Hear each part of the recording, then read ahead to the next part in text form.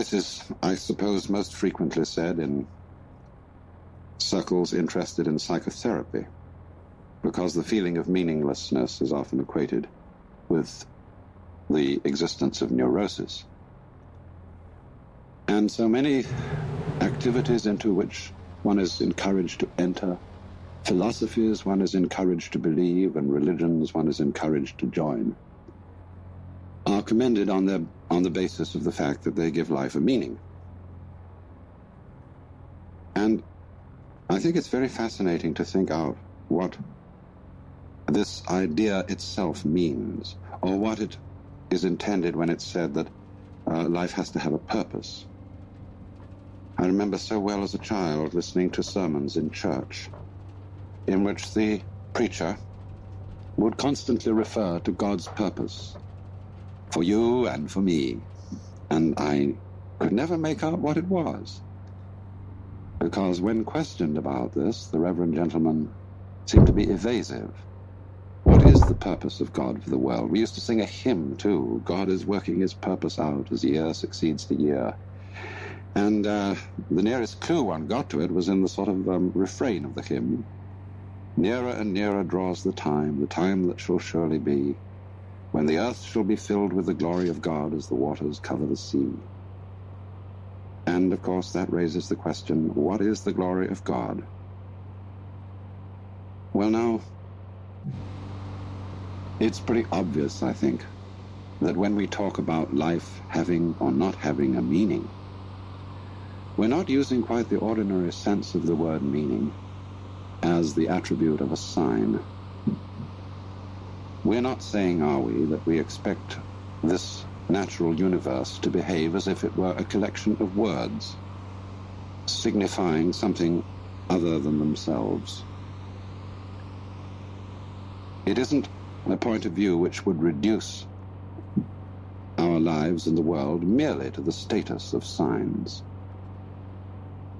And it's obviously in some different sense than that that Goethe wrote his famous lines at the end of Faust. Alles Vergängliche ist nur ein Gleichnis. Forgive my pronunciation of German. All that is mortal or all that is perishable is but a symbol. And so, a symbol of what? What do we want to feel? What would satisfy us as being the meaning behind this world? It's so often, you know, that we don't follow our ideas and our desires through. Most of the things that we want very fervently are things that we've only half glimpsed. Our ideals are very often suggestions, hints, and we don't know really exactly what we mean when we think about it. But there is this obscure sense in which we feel that life ought to have significance and be a symbol in at least that sense, if not just so arid a symbol as a mere sign. Or it also may mean that life is meaningful. An individual feels that his life amounts to something when he belongs and fits in with the execution of some group enterprise. He feels he belongs in a plan. And this too seems to give people a sense of great satisfaction. But we have to pursue that question further too. Why is it that a plan, why is it that fellowship with other people gives the sense of meaning? Does it come down perhaps to another sense of meaning, that life is felt to be meaningful when one is fully satisfying one's biological urges, including the sense of hunger, the sense of love, the sense of self-expression in activity, and so on. But then again, we have to push that inquiry further.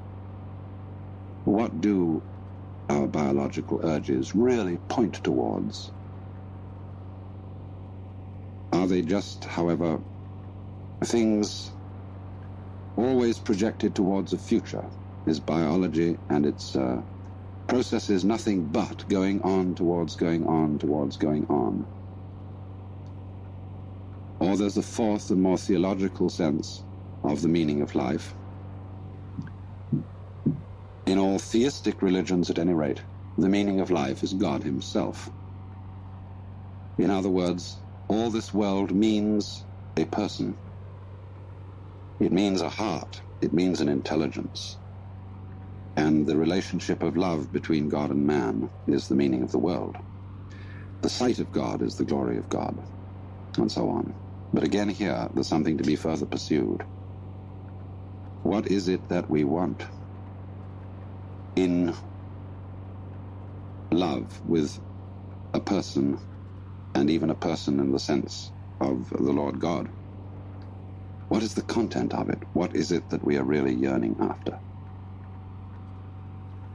Well, now, if we go back to the first point,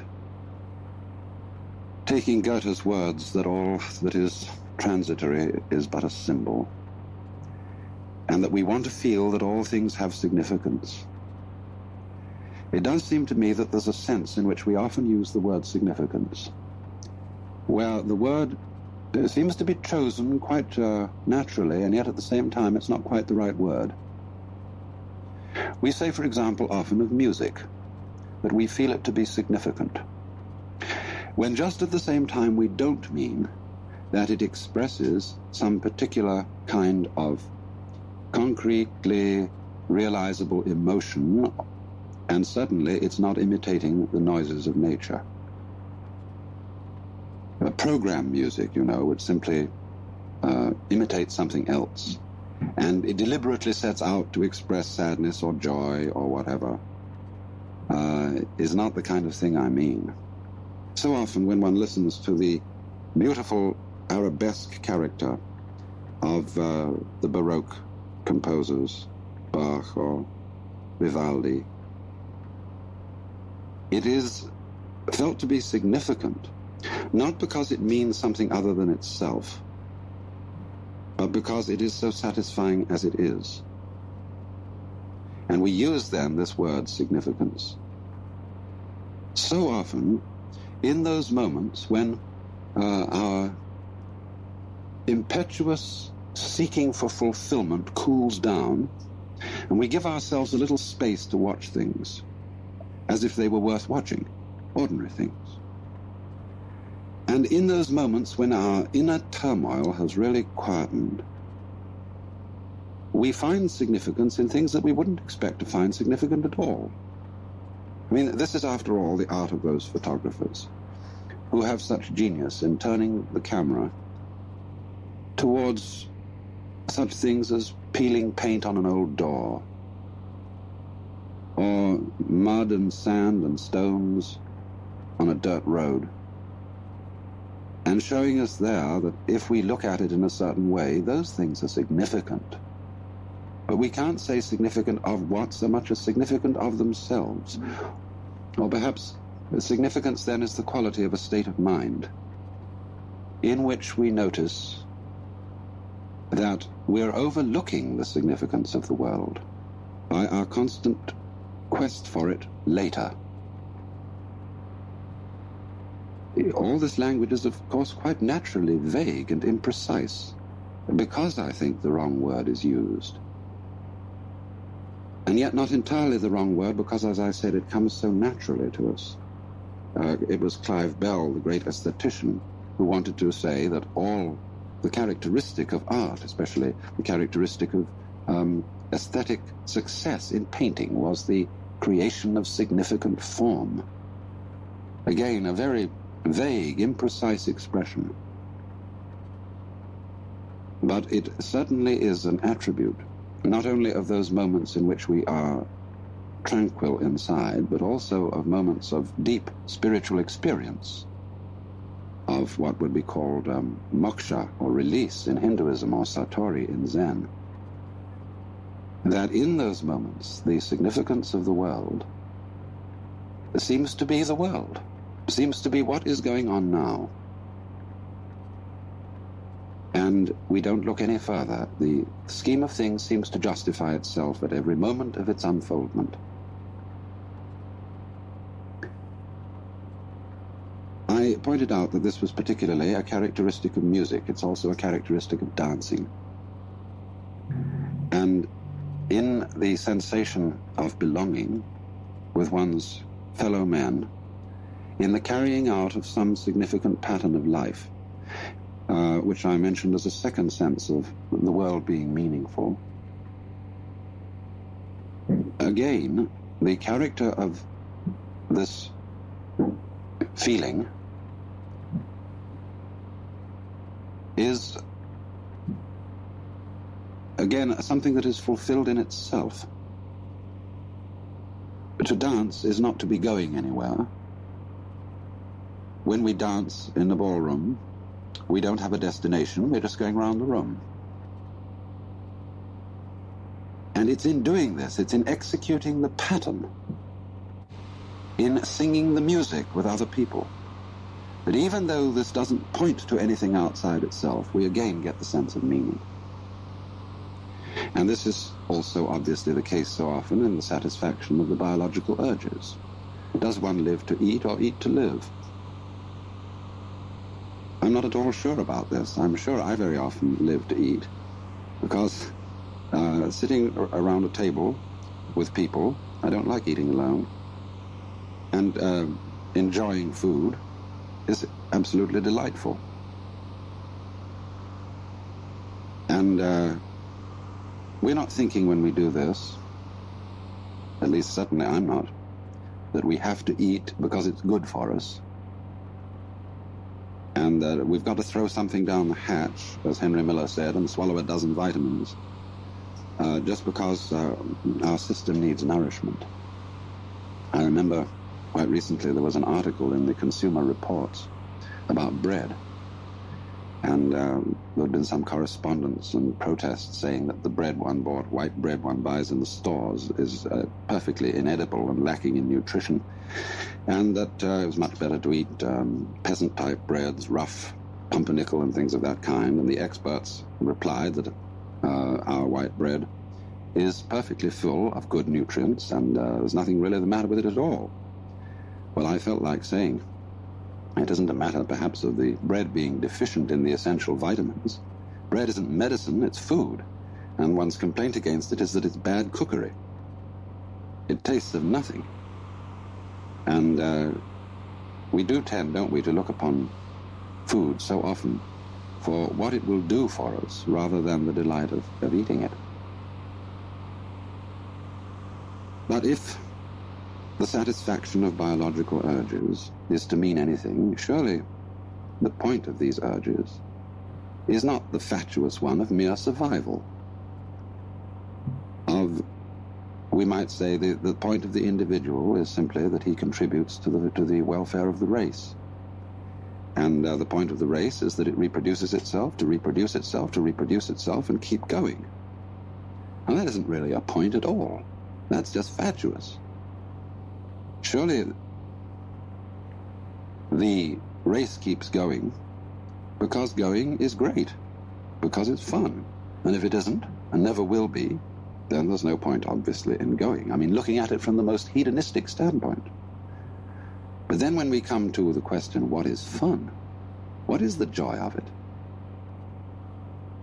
Again, we come down to something that can't very well be explained in the ordinary language of meaning, of leading to something else. And this, I think, becomes preeminently true if we think of it in theological language, that the meaning of life is God. In any of the theistic religions, what is God doing? What is the meaning of God? Why does he create the universe? What is the content of the love of God for his creation?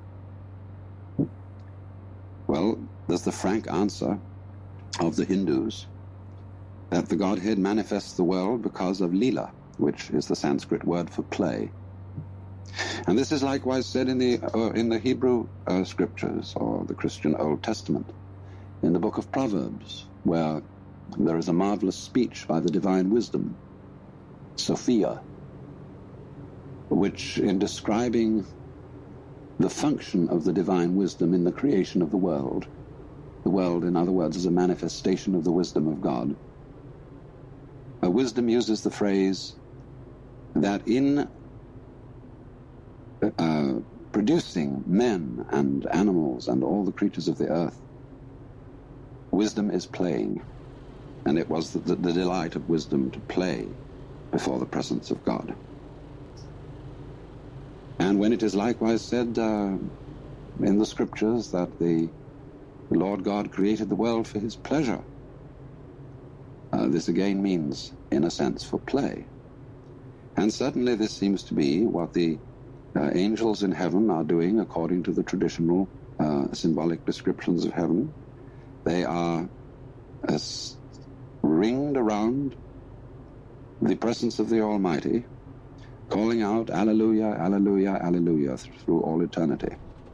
Well, Alleluia may have meant something originally, but as it's used now, it doesn't mean anything except, well, in our own slang, whoopee. It's an exclamation of nonsensical delight. And it was Dante in the Paradiso who described the song of the angels as the laughter of the universe. And this sense of nonsense as the theme of the divine activity comes out also very strongly in the book of Job.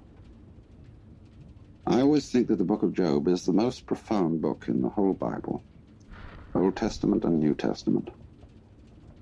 Because here is the problem of the man, the righteous man, who has suffered. And all his friends try to rationalize it and say, well, you must have suffered because you really had a secret sin after all and deserve the punishment of God, or because rationalize it somehow. And when they've had their say, the Lord God appears on the scene and says, who is this that darkeneth counsel with words without knowledge? And then proceeds to ask Job and his friends a series of absolutely unanswerable conundrums, pointing out all the apparent irrationality and nonsense of his creation. Why, for example, he said, do I send rain upon the desert where no man is? Most commentators on the book of Job end with the remark that, well, this poses the problem of suffering and the problem of evil, but doesn't really answer it.